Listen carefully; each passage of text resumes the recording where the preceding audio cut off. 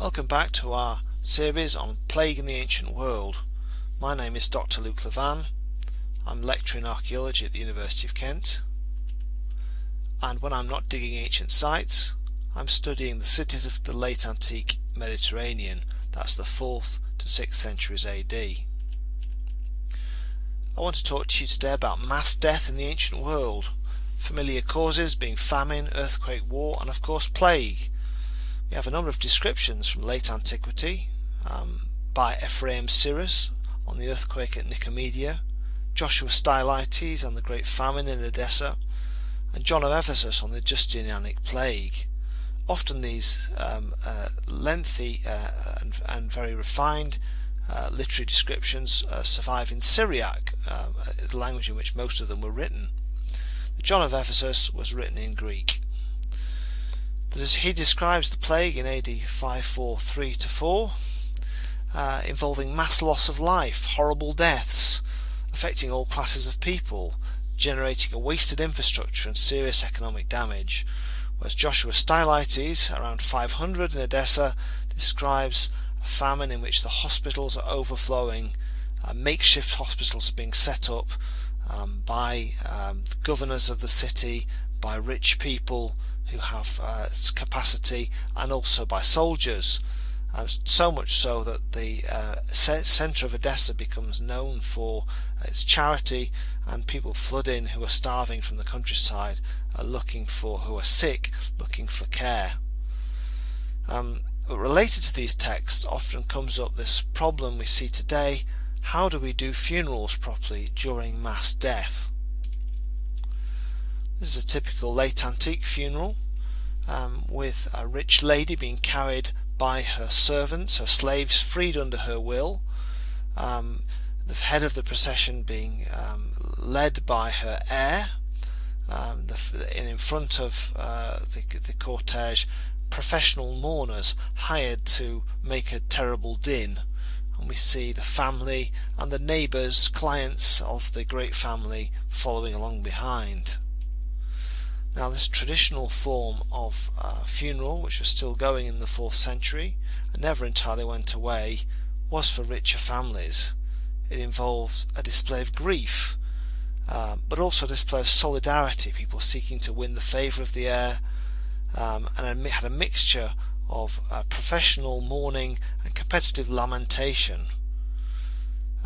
There was time for liberality. The will was read, and people who had been freed as slaves got the privilege of carrying the master's body or mistress's body. This was certainly, in a wider context, competitive processions. The size of the procession, the adornments, perhaps with the horses dressed up in sackcloth, all provoked reactions from those who saw it. It might provoke jealousy, it might provoke despair that rich men who'd done wicked things could go to their graves in such finery, and it occasionally led to plots from robbers to go and raid tombs once the mourners have dispersed. In a bit more detail, you can see the freedmen who typically wore the Phrygian bonnet, the cap of liberty, on these occasions. So Christianity influences these funerals in a number of ways. There's no liturgy for funerals in the 4th century, but by around 400 the clergy have taken a prominent role, notably by replacing those people who are carrying the body. They are the ones who are speeding up or slowing down or determining the route. Psalms are being sung to focus people on other things, to focus people on the next life and the promise of salvation, that drown out the mourning of the crowd, and certainly compete with any professional mourners who may at this time be replaced by singing nuns. Candles are held. There's a desire across the clergy to generate a more positive occasion, reflecting tensions we find in our own funerals today, but still tears are okay. Other elements survive, the air at the front, and also the freeing of slaves. Funerals, however, now are provided for free in big cities for all people, e.g. in Ephesus, where the Bishop Hypatius has given us an inscription on the topic, and also in Constantinople. And here we have a law of Justinian of 537, which confirms the arrangement set up by Constantine Anastasius that tax relief from the smart shops on the main street should be paying for free funerals for anybody provided by the great church. However, in this law we hear about various abuses and reforms. We hear that some people have been wanting to charge for the basic services, even leaving people out of pocket. Here we have the law which describes how many individuals have stated that matters were not as they should be, that funerals were not conducted for free, but enormous sums of money were extorted.